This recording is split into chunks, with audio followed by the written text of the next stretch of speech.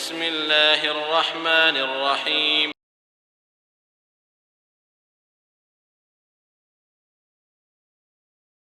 தாய்மார்களே, ரசூலுல்லாஹ் மேல மாதிரி ஒரு நபி கிடைக்காது. எந்த உம்மாவும் தந்த பிள்ளை மேல இவ்வளவு பாசம் இல்ல. ஹஜ்ரத் ரசூலுல்லாஹ் எங்க மேல வச்சிருக்க பாசத்தை போல தாய்மார்களே, எந்த தந்தையும் தன் பிள்ளை மேல இவ்வளவு பாசம் இல்ல. ரசூலுல்லாஹ் வைத்த பாசத்தை போல தாய்மார்களே, அவ்வளவு பாசமான ரசூலுல்லாஹ் ஸல்லல்லாஹு அலைஹி வஸல்லம். அல்லாஹு அக்பர். நபி பிறந்த காலத்திலே பொம்பளை புள்ள பிறந்தா என்ன தெரியுமா செய்வான்? குழந்தை பிரசவ வேதனை வந்துருச்சா, இப்ப ஹாஸ்பிட்டல்ல பிரசவ வேதனை நடக்குது. அந்த காலத்துல என்ன பண்ணுவான்? கபரை தோண்டிடுவான். கபருக்கு பக்கத்துலதான் பிரசவ வேதனை நடக்கும். ஆம்பளை புள்ளையா வீட்டுக்கு கொண்டு போவான், பொம்பளை புள்ளையா ஏற்கனவே தோண்டி வச்சானே கபரு, அதுல புதைச்சிருவான். தாய்மார்களே, அயுந்திக்கு வாலா ஹூனின் அம் எதுசுஹு ஃபித்துராம் அலா சாமா யஹ்குமூன். தாய்மார்களே, ஏற்கனவே கபரை தோண்டி இருப்பான், பொம்பளை பிள்ளையா உசுரோடு புதைச்சிருவான். இப்படிப்பட்ட காலத்துலதான் நமது உயிருக்கு மேலான கண்மணி ஹஜ்ரத் ரசூலுல்லாஹ் ஸல்லல்லாஹு அலைஹி வஸல்லம் பிறந்தாங்க. பிறந்த என்ன தெரியுமா சொன்னாங்க ரசூலுல்லாஹ், பெண் குழந்தைகளை நீங்க வெறுக்காயிங்க. யாரு 3 பொம்பளை பிள்ளைய பெறுவாங்களோ அவங்களுக்கு சுவர்க்கம் வாஜிபுன்னாங்க. அல்லாஹ் சரி, இது ரசூலுல்லாஹ் சொன்னது இல்லையா? அல்லாஹ் என்ன தெரியுமா சொல்றான்? அல்லாஹ் சொல்கிறான், கணவன் மனைவி திருமணம் முடிக்கிறாங்க. திருமணம் முடிக்கிற நேரம் எத்தனையோ பேர் கிஃப்ட் கொடுக்கறாங்க, அன்பளிப்பு. எல்லா ஊர்லயும் கொடுக்கறாங்க. தகுதிக்கு ஏற்ற மாதிரி ஃபேனை கொடுப்பாங்க, பிரிட்ஜ கொடுப்பாங்க, வேற என்ன கட்டில் செட்டு கொடுப்பாங்க. பிறகு டீ கொடுக்கிற கப்பு இருக்கு இல்லையா, 350 ரூபாய், அதுதான் நிறைய கிடைக்கும். ஏன்னா அதான் விலை குறவு. அவையெல்லாம் நிறைய கொடுப்பாங்க. பொண்டாட்டி மாப்பிள்ளைக்கு சரியான சந்தோஷம். ரூம் நிறைஞ்சு அப்படியே கிஃப்ட் இருக்கும். அதை பார்த்துக்கிட்டே இருப்பாங்க. அது பெருசா ஒரு பெட்டி இருந்தா அதை என்னடா இருக்கிற ஒரு ஆச்சரியம், சந்தோஷம். அதுக்கு அல்ஹம்துலில்லாஹ். இப்ப அல்லாஹ் சொல்றான், நீங்க கிஃப்ட் கொடுத்து முடிச்சிட்டீங்களா? ஆமா, உங்களால கொடுக்க முடியாத ஒரு கிஃப்ட நான் கொடுக்க போறேன். உங்க உலகத்தாலே, உங்க நாடாலே, உங்க வல்லரச நாடாலே, நீங்க உங்கள்கிட்ட இருக்க விஞ்ஞானிகளாலே, உங்கள்கிட்ட இருக்க பணத்தால படையாலே கொடுக்க முடியாது மாத்திரமல்ல, கற்பனை கூட பண்ண முடியாது ஒரு கிஃப்ட் அந்த கணவன் மனைவிக்கு நான் கொடுக்க போறேன். அல்லாஹ் குர்ஆனிலே கிஃப்ட் என்ற வார்த்தையை பாவிக்கிறான். எந்த கணவன் மனைவியே நான் ரொம்ப நேசிக்கிறேனோ அவர்களுக்கு கொடுக்கிற முதலாவது கிஃப்ட் அல்லாஹ் சொல்றான் பொம்பளை புள்ள. தாய்மார்களே, அப்ப பொம்பளை பிள்ளை கொடுக்கிறது யாரு? அல்லாஹ். ஆம்பளை பிள்ளை கொடுக்கிறது யாரு? அல்லாஹ். நிறைய பேர் சொல்லுவாங்க, குழந்தை கிடைக்கிற நேரத்துல தாய் வயிற்றுல புள்ளைய வச்சுக்கிட்டு நீளத்தை பார்த்துக்கிட்டே இருந்தா ஆம்பளை புள்ள கிடைக்குமா? அதனால இவங்க என்ன பண்ணுவாங்க, கூட நீல கலர் பெட்ஷீட், நீல கலர் வீட்டுக்கு பெயிண்ட் அடிக்கிறது நீல கலர்ல, பிரியான் கோப்பெல்லாம் நீல கலர்ல. ஏன்னா குழந்தை வயிற்றுல இருக்கிற நேரம் உம்மா நீளத்தை பார்த்துக்கிட்டே இருந்தா ஆம்பளை புள்ள கிடைக்குமா? சரி, ஆம்பளை புள்ள கிடைச்சிருச்சு, இப்ப பொம்பளை புள்ள கிடைக்கணுமே, அதுக்கு என்ன பண்ணணுமா? குழந்தை கிடைக்கிற நேரம் ரோஸ் கலர் இருக்கு, அதை பார்த்துக்கிட்டே இருந்தா பொம்பளை புள்ள கிடைக்குமா? சுபஹானல்லாஹ். இப்ப பெயிண்ட் அடிக்கிறது ரோஸ் கலர்ல, பிரியான் கோப்பை ரோஸ் கலர், கட்டில் பெட்ஷீட் எல்லாம் ரோஸ் கலர், எல்லாம் வெள்ளை கலர் அரிசி இல்லாம ரோஸ் அரிசி இருந்தா அதையும் வாங்கிடுவான்.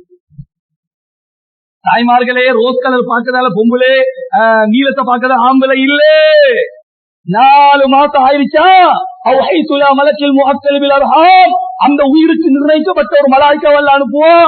அந்த மலாய்க்கா வருவாரு, அல்லாஹ்ட்ட கேட்பாரு, யா அல்லாஹ் 4 மாசம் ஆயிருச்சு, பெண் என்று உதவா ஆண் என்று உதவா? அல்லாஹ் சொல்றான், ஆண் என்று ஊதுங்க ஆம்பளை புள்ளை, பெண் என்று ஊதுனா பொம்பளை புள்ளை, அவ்வளவுதான். மேலான தாய்மார்களே, சகோதரிகளே, இப்போ அல்லாஹ் எந்த கணவன் மனைவி ரொம்ப நேசிக்கிறானோ அவர்களுக்கு கொடுக்கிற புள்ள என்ன? பொம்பளை புள்ளை. ஹஜ்ரத் ரசூலுல்லாஹ் சொல்றாங்க, 3 பொம்பளை புள்ளைய பெத்தா சொர்க்கம் வாஜிபு. ஒரு சஹாபி கேட்டார், யா ரசூலல்லாஹ், எனக்கு 2 பொம்பளை புள்ள இருக்கு, எனக்குமா? உங்களுக்கும் சொர்க்கம் வாஜிபுன்னா. ஐவார்களே, அல்லாஹ்வுடைய ரசூல் சொல்றாங்க 3 பொம்பளை பிள்ளை பெத்தா சொர்க்கம் வாஜிபுன்னு. நம்ம பையன் சொல்றான், நீ 3ஆவது பொட்டைய பெத்தா தலாக் வாஜிபுன்றான். அல்லாஹு அக்பர். நீ 3ஆவது பொம்பளை பிள்ளைய பெற்றாத, செத்துட்டா தலாக் ஆயிரும். அப்படி இல்லைன்னா நேரம் அம்மா வீட்டுக்கு போயிரு, இங்க வந்துடாத.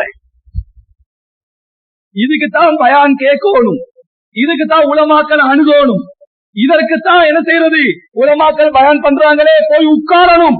தாய்மார்களே, உங்க கணவன்மார போய் உட்கார வைங்க. அல்லாத தொடர்பு இல்லை, நல்லது கேட்கல, அதனால அவன் நினைக்கிறான் ஆண் ஆக்குறது பொம்பளை, பொண்ணாக்குறது பொம்பளை. அதனால தான் கேட்கிறான், ஏன் நீ பொம்பளை பிள்ளைய பெத்த? ஒரு தாய் குழந்தைய பெற்றாலாம், கிடைச்சது பொம்பளை பிள்ளை. இப்ப ஒரு 10 பேர் போயிருக்கிறாங்க தாயையும் பிள்ளையும் பார்க்க.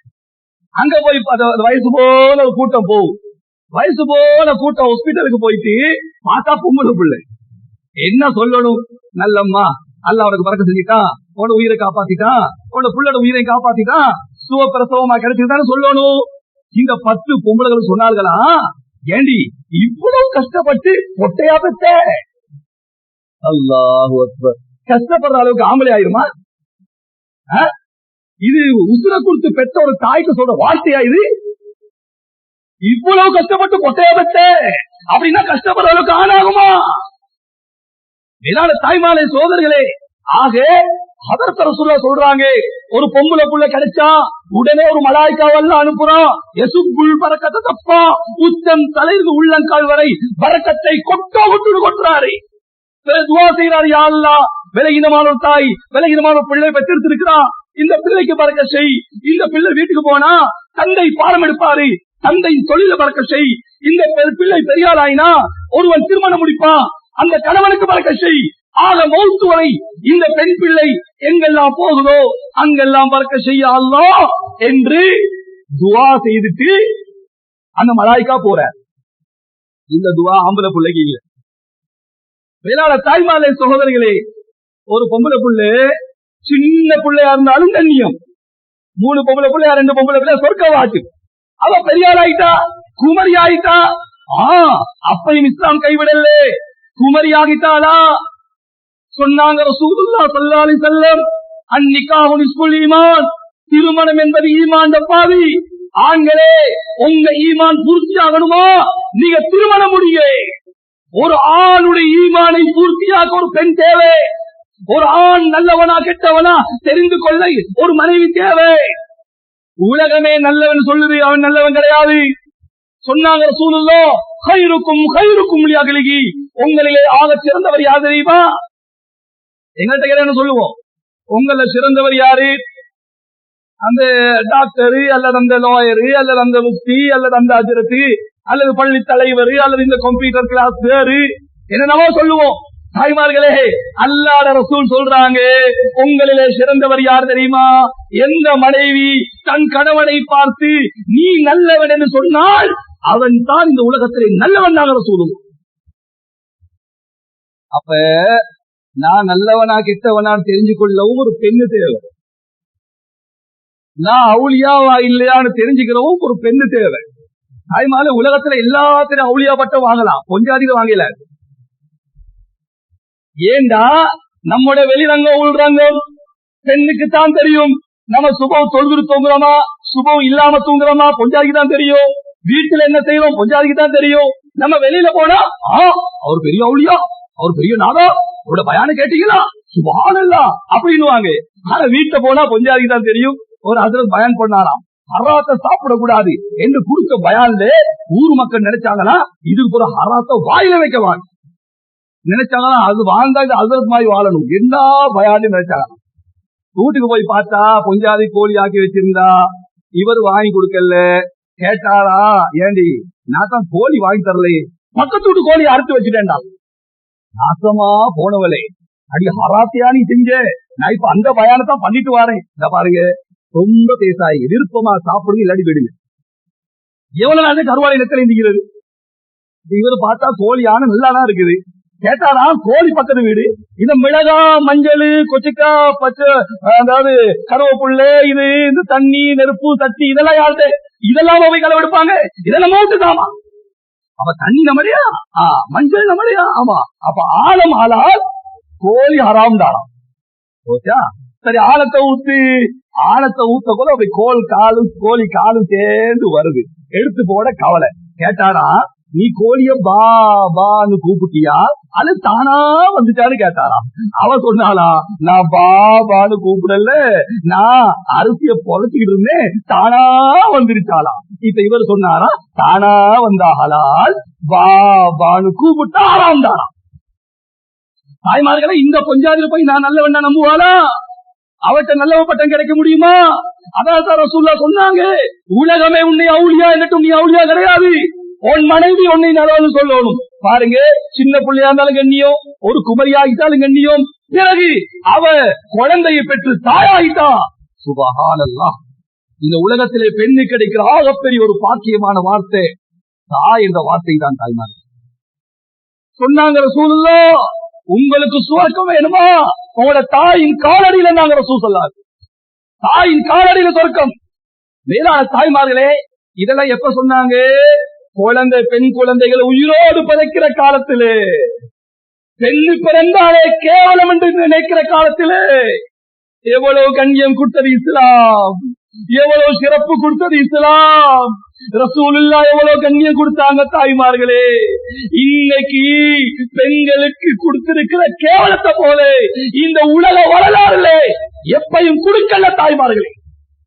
அவ்வளவு கேவலமாக்குறாங்க பெண்களே. பாருங்க, எந்த இடத்துல பெண்களோட போட்டோ இல்லை.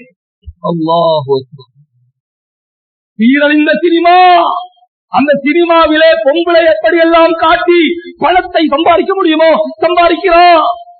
வியாபாரத்துல பொம்பளை, சோப்புல பொம்பளை, ஒரு டிவியில் கேபிள் வாங்கினா கேபிள் அதில் இருக்கிறதுல பொம்பளை.